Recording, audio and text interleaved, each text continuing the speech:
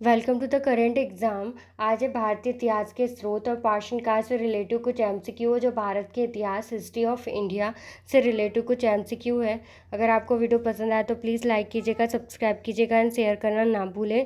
पहला प्रश्न है, बौद्ध साहित्य के त्रिपिटक क्या है? इसका सही उत्तर ऑप्शन ग उपयुक्त सभी। त्रिपिटक बौद्ध धर्म के 3 प्रमुख भागों विनय पिटक, सुत्त पिटक एंड अभिधम्म पिटक का संग्रह। इसमें बौद्ध भिक्षुओं के नियम, बुद्ध के उपदेश, बौद्ध दर्शन शामिल है।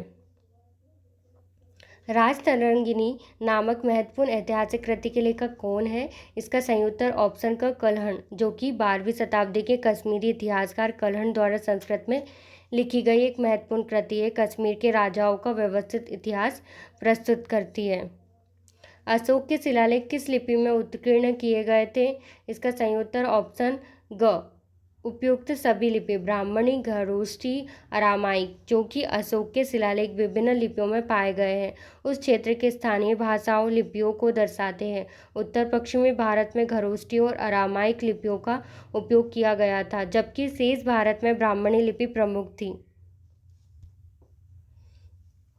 हड़प्पा सभ्यता के बारे में जानकारी का मुख्य स्रोत क्या था? इसका पुरातात्विक खुदाई है। हड़प्पा सभ्यता की लिपि को अभी तक पढ़ा नहीं जा सका है, इसलिए साहित्य ग्रंथ उपलब्ध नहीं है। शिलालेख भी सीमित संख्या में मिले गए हैं। विदेशी यात्रियों का आगमन हड़प्पा सभ्यता में बहुत बार हुआ है। पुरातात्विक खुदाई में प्राप्त अवशेष जैसे नगर, योजना, मुहने, बर्तन, खिलौने आदि ही इस सभ्यता के बारे में हमारी जानकारी का मुख्य स्रोत है।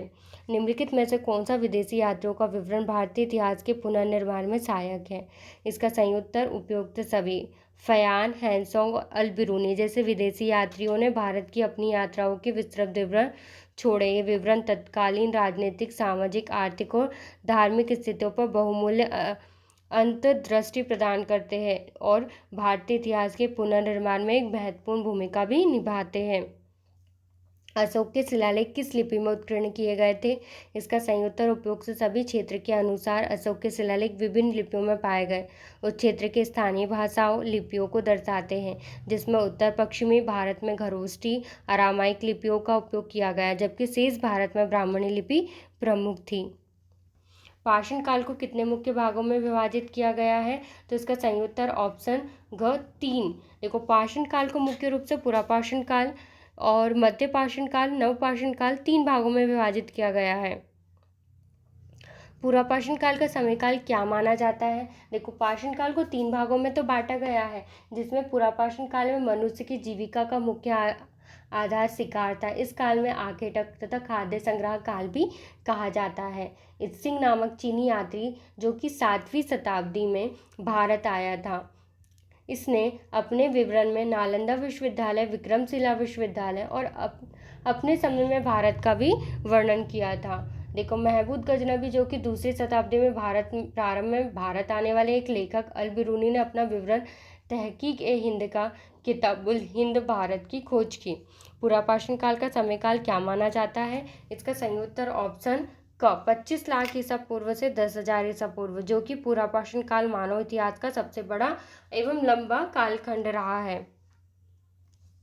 पुरापाषाण काल के मानव का मुख्य व्यवसाय क्या था? इसका सही उत्तर ऑप्शन ग शिकार और खाद्य संग्रह। क्या करते थे पुरापाषाण काल के मानव? भोजन के लिए शिकार करते थे, जंगलों से कंदमूल, फल आदि इकट्ठा करते थे। भारत में पुरापाषाण काल के महत्वपूर्ण स्थल कहाँ पाए जाते हैं? तो इसका सही उत्तर ऑप्शन ग नर्मदा घाटी, भीमबेटका और कुरनूल गुफाएं। इन स्थलों में पुरापाषाण काल के औजार और मानव गतिविधियों के प्रमाण मिलते हैं। पुरापाषाण काल के औजार मुख्य रूप से किससे बने होते हैं? तो इसका सही उत्तर ऑप्शन ग पत्थर से बने हुए होते हैं। इस काल में मानव ने मुख्य रूप से पत्थर से बने खुरदुरे औजारों का इस्तेमाल किया है। मध्य पाषाण काल का समयकाल क्या माना जाता है?